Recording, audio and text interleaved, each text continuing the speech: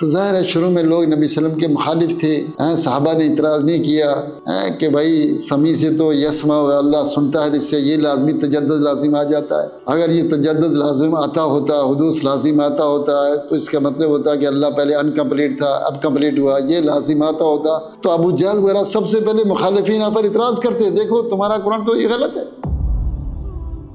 اگر ہم صحابہ کا طریقہ چھوڑ دیں، چونکہ نبی کے دین کو صحابہ نے ہم تک پہنچایا، اگر ہم صحابہ کا کہنا نہیں مانتے، صحابہ کی حدیثیں نہیں مانتے، قیاس کے خلاف ہے، عقل کے خلاف ہے، دل کے خلاف ہے، علاقے کے خلاف ہے، تو پھر جنت کا راستہ نہیں ملتا۔ جنت کے راستے کے لیے صحابہ کے راستے کے اوپر چلنا پڑے گا۔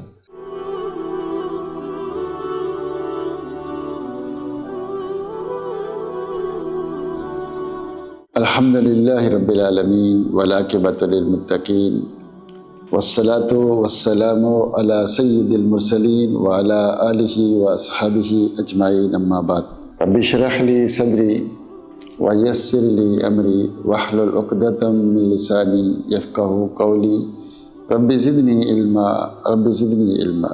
اللہ تعالیٰ کے بے شمار نام ہیں قرآن میں، حدیث میں، اور یہ اللہ تعالیٰ کے نام اللہ کی تعریف ہے، اللہ کی ثنا ہے، اور یہ ایسی ثنا ہے کہ اس کے بعد کوئی ثنا نہیں ہے، کوئی تعریف نہیں ہے۔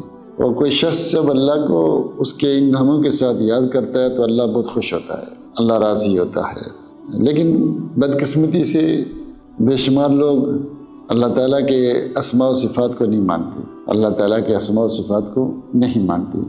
کیوں نہیں مانتے؟ ایک دلیل تو ان کی یہ ہے کہ عقل نہیں مانتی، اس کا جواب میں نے پچھلے ایپیسوڈ میں یا پیچھے مسلسل میں دیا ہے۔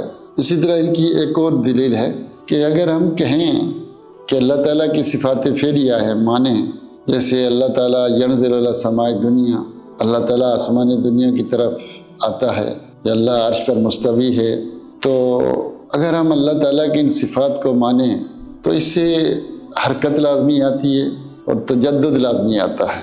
تجدد سے مراد کہ اللہ پہلے نہیں تھا، اب یہ ہے، تو اس کا مطلب یہ ہو کہ پہلے اللہ مکمل نہیں تھا، اب مکمل ہوا، کہ اللہ سنتا ہے، دیکھتا ہے، جانتا ہے، پہلے نہیں تھا، اب اس کو پتہ چلا اس چیز کا، پہلے بات نہیں کرتا تھا، اب کر رہا ہے۔ کہتے ہیں صفات فعلیہ کے ماننے سے حدوث اور تجدد لازم آتا ہے، اور اس کا مطلب یہ ہوتا ہے کہ یہ چیز پہلے نہیں تھی، اللہ کے پاس اب ہوئی ہے۔ کہتے ہیں یہ کفر ہے، اور اس لیے انہوں نے کہا اللہ حرکت نہیں کرتا، اللہ حرکت نہیں کرتا۔ اگر بولیں حرکت کرتا ہے تو اس سے یہ کفر لازم آ جائے گا، تو اس لیے انہوں نے اللہ تعالیٰ کے بے شمار صفات کا انکار کیا کہ اگر ہم صفات کو مانیں گے، اور صفات کو ماننے سے بے شمار صفات جو فعلیہ ہے ان کو ماننے سے حرکت لازم آتی ہے اور تجدد لازم آتا ہے، تو ان کی یہ بات قرآن کے خلاف ہے۔ قرآن میں بے شمار اللہ تعالیٰ کی صفات موجود ہیں۔ اللہ یسمع سنتا ہے، یخلق و پیدا کرتا ہے، یرزق و رزق دیتا ہے، یعلم و جانتا ہے، یرحم و رحم کرتا ہے۔ کتنی قرآن کی آیات ہیں، تو قرآن بھرا پڑا ہے اللہ تعالیٰ کی صفات سے، تو قرآن کا انکار ہے۔ تو اسی طرح بے شمار حدیثیں ہیں کہ اللہ یجیب، اللہ دعاؤں کو جواب دیتا ہے۔ جب بندہ کہتا ہے الحمدللہ رب العالمین، تو اللہ کہتا ہے کہ میرے بندے نے میری حمد بیان کی، حمدانی عبدی۔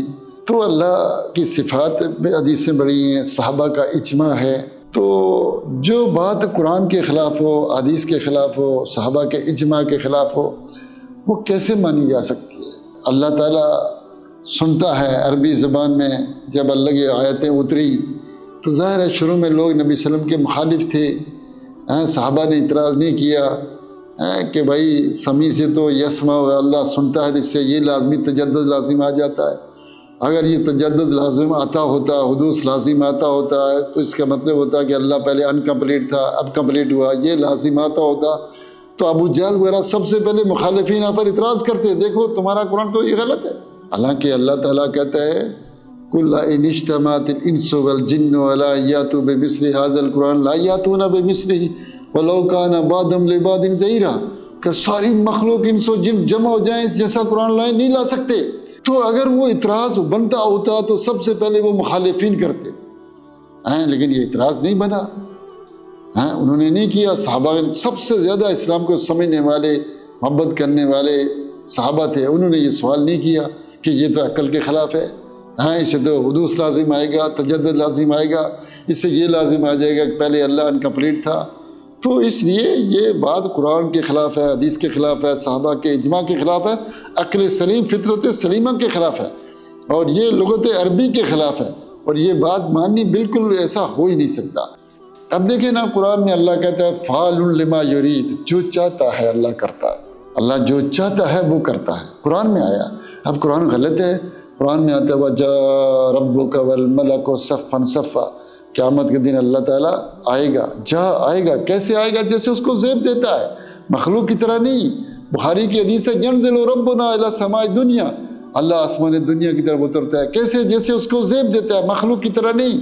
الرحمن علی العرش استوى، اللہ عرش پر مستوی ہے، جیسے اس کو زیب دیتا ہے. اللہ حرکت کرتا ہے، جو چاہے کرتا ہے، اس کو کون منع کرنے والا ہے؟ تو یہ نہ کر. ہماری کیا اوقات ہے کہ اللہ پر یہ فتوے لگائیں کہ اللہ حرکت نہیں کرتا؟ میرے بھائی، میرے دوست، اب یہ دیکھیں، میرا ایک دفعہ کچھ ہمارے دوست جو ہے وہ کراچی یونیورسٹی میں پڑھتے تھے، تو وہاں کے کچھ پروفیسر یہی باتیں کرتے تھے. تو لڑکوں نے ان کی بات چیت ہوئی، پھر وہ ایک ہوٹل میں ہماری ملاقات ہوئی اس پروفیسر سے. تو جامعہ کے لڑکے بھی بیٹھے ہوئے تھے، تو وہ یہی کہتا تھا کہ اس سے حدوث لازم آ جائے گا، حرکت نہیں کرتا اللہ تعالیٰ. یہ ہے اللہ تعالیٰ حرکت نہیں کرتا، تو اللہ کی صفات فعلیہ کا انکار کرتا تھا. میں نے اس سے پوچھا یہ مخلوق موجود ہے، تم ہو؟ کہنے لگا ہاں. میں نے کہا اس مخلوق کو کس نے پیدا کیا؟ کہنے لگا اللہ نے. میں اللہ خالق ہے.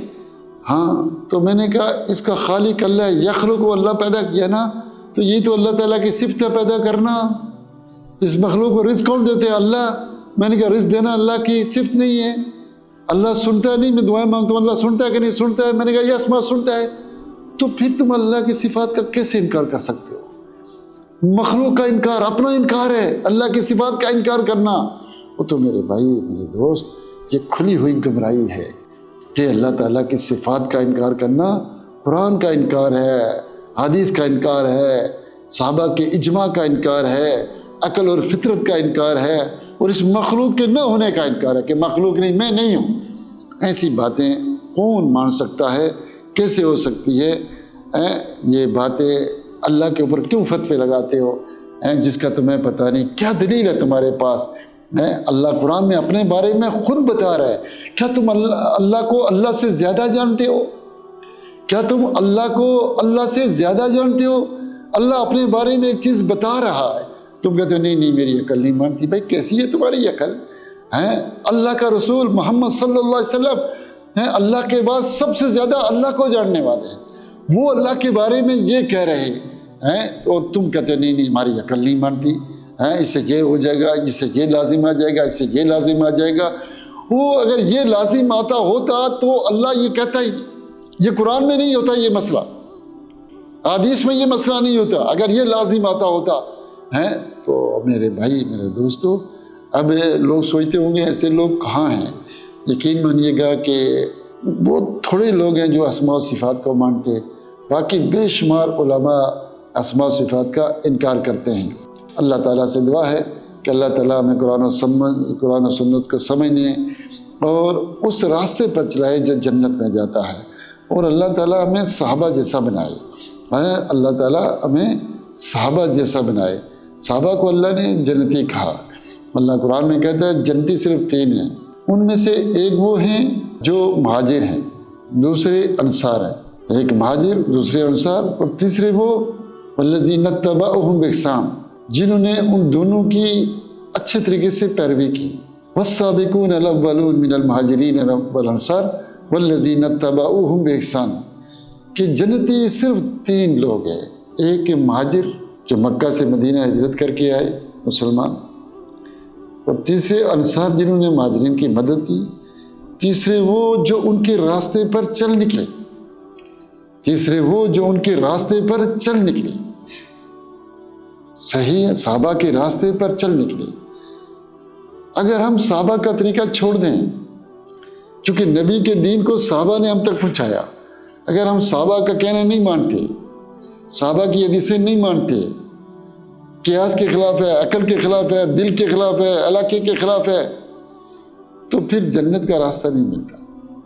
جنت کے راستے کے لیے صحابہ کے راستے کے اوپر چلنا پڑے گا۔